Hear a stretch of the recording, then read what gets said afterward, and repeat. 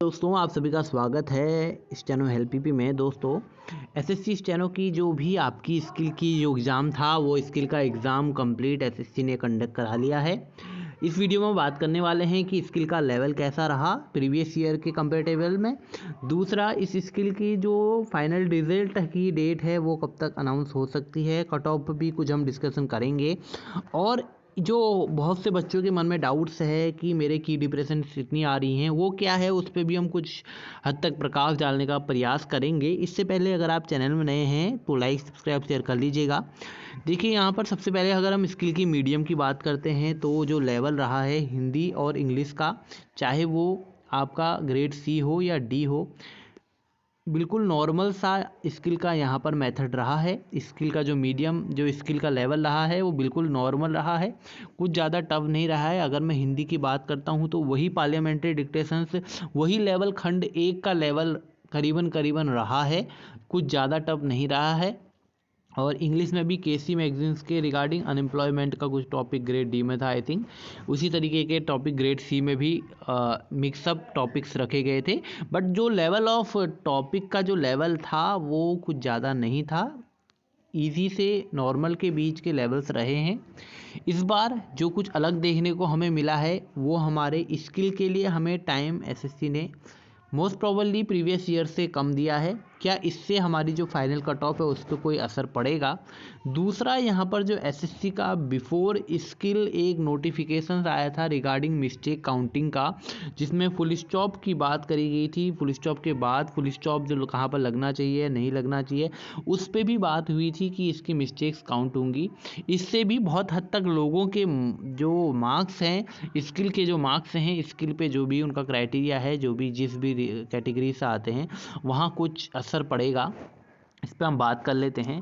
पहली बात जो हमारे पास है कि क्या इससे कुछ फ़र्क पड़ने वाला है, तो यहाँ पर बिल्कुल क्लियरली मेंशन सही है कि इससे जो हमारा स्किल का जो रिज़ल्ट है वहाँ पर बिल्कुल असर पड़ेगा। जो हमारा फुल स्टॉप और जो फुल स्टॉप की बात उस नोटिफिकेशन में करी गई थी, क्योंकि जिन बच्चों का प्रैक्टिस अच्छी नहीं है उन्होंने मैटर तो किसी हद तक लिख दिया, बट कहाँ पर फुल स्टॉप आना है और लैंग्वेज में उनकी अच्छी पकड़ नहीं है, तो वहाँ पर प्रॉब्लम ज़रूर फेस उनको होगी और इससे नंबर ऑफ मिस्टेक्स इनकी इंक्रीज़ होंगी।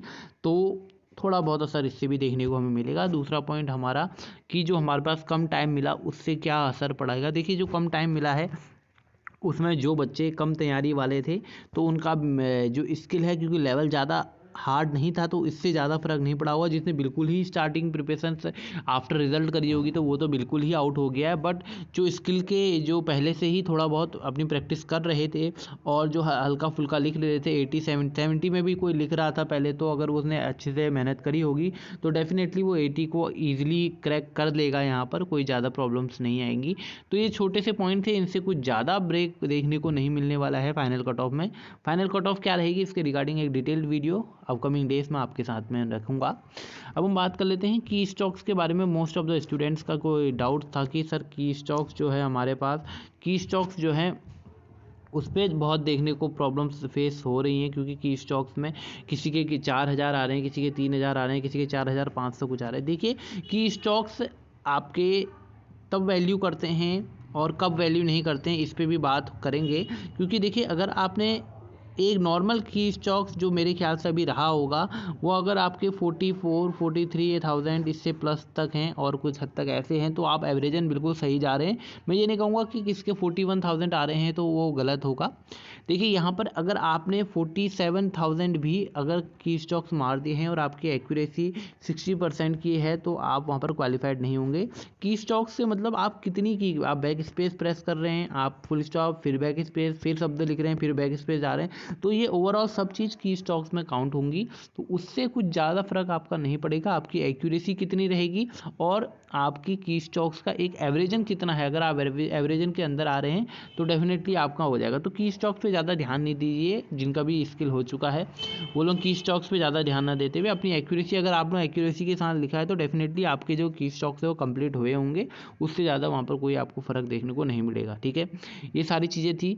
स्किल का मीडियम बिल्कुल ईजी टू नॉर्मल रहा है, इससे कोई ज़्यादा फ़र्क नहीं पड़ने वाला है जो फाइनल कट ऑफ रहेगी। और बहुत से बच्चे 2024 की जो तैयारी कर रहे हैं वो, और DSSB का भी एग्ज़ाम हमारे सामने आ गया है, तो 2 टारगेट आपके पास अच्छे खासे हैं। एम्स ने भी रिजल्ट अनाउंस कर दिया है, तो उन सभी बच्चों को कॉन्ग्रेचुलेसन्स।